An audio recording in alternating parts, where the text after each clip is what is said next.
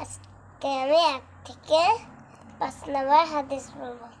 1 নম্বর হাদিস শরীফ, আখলিস দীনাকা আফিকাল আমানুল কলিল।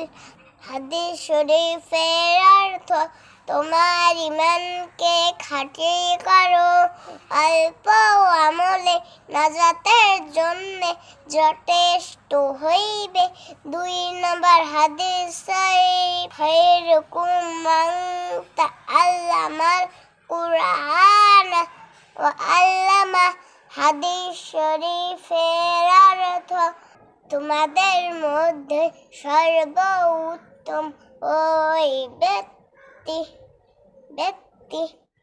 যে কুরআন শিক্ষা করে এবং শিক্ষা দেয়। 3 নম্বর হাদিস শরীফ,